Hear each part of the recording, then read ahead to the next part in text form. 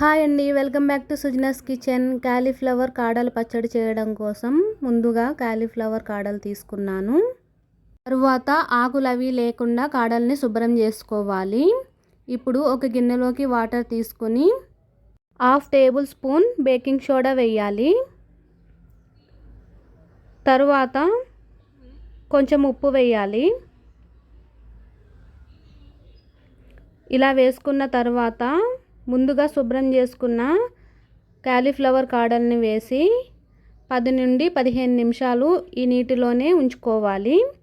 తర్వాత వీటిని శుభ్రంగా కడిగి ముక్కలుగా కట్ చేసుకోవాలి. ఇప్పుడు కడాయి పెట్టుకుని ఆయిల్ వేసుకోవాలి. ఆయిల్ వేడైన తర్వాత శనగపప్పు, మినప్పప్పు వేసి ఫ్రై చేసుకోవాలి. ఇవి కొంచెం ఫ్రై అయిన తర్వాత ధనియాలు, జీలకర్ర, నువ్వులు వేసుకుని ఫ్రై చేసుకోవాలి. తర్వాత ఎండుమిర్చి వేసుకుని ఫ్రై చేసుకోవాలి. ఇప్పుడు కరివేపాకు కూడా వేసుకుని ఫ్రై చేసుకోవాలి. కరివేపాకుని నేను కొంచెం ఎక్కువగా వేసుకుంటాను, ఎందుకంటే మామూలుగా అయితే తినరు కదా, ఇలా పచ్చళ్ళు అయితే తినేస్తారు, అందుకని. ఇలా ఫ్రై అయితే సరిపోతుంది. ఇప్పుడు వీటిని చల్లారబెట్టుకుని మిక్సీ జార్లో వేసుకుని పౌడర్లా చేసుకోవాలి. తర్వాత అదే కడాయిలో కొంచెం ఆయిల్ వేసుకుని కాలీఫ్లవర్ కాడల్ని కట్ చేసుకుని వేసుకున్నాను. కొంచెం ఉప్పు కూడా వేసాను, తొందరగా ఫ్రై అవుతుందని. మూత పెట్టి కుక్ చేసుకోవాలి.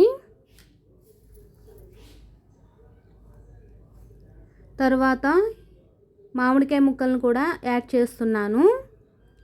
ఇప్పుడు సీజన్ కాబట్టి మామిడికాయ ముక్కలను యాడ్ చేశాను. నార్మల్గా అయితే చింతపండు వేసుకోవాలి. ఇలా మెత్తని పౌడర్లా మిక్సీ పట్టుకోవాలి. తర్వాత ముందుగానే ఫ్రై చేసుకున్న కాలీఫ్లవర్ కాడల్ని వేసుకోవాలి. వీటిని చల్లారబెట్టిన తర్వాత వేసాను. ఇలా మిక్సీ పట్టుకుంటే సరిపోతుంది. ఇప్పుడు వేరొక ప్యాన్ పెట్టుకుని ఆయిల్ వేసుకుని ఆయిల్ వేడైన తర్వాత ఆవాలు, అలానే జీలకర్ర, ఎండుమిర్చి వేసుకుని ఫ్రై చేసుకోవాలి. ఇవి కొంచెం ఫ్రై అయిన తర్వాత కరివేపాకు కూడా వేసుకుని ఫ్రై చేసుకోవాలి. తర్వాత 1/2 టీ స్పూన్ పసుపు వేసుకుని ఫ్రై చేసుకోవాలి. ఇప్పుడు ముందుగా మిక్సీ పట్టిన పచ్చడిని వేసుకుని ఫ్రై చేసుకోవాలి. ఇలా అయితే సరిపోతుంది, పచ్చడి రెడీ అయింది.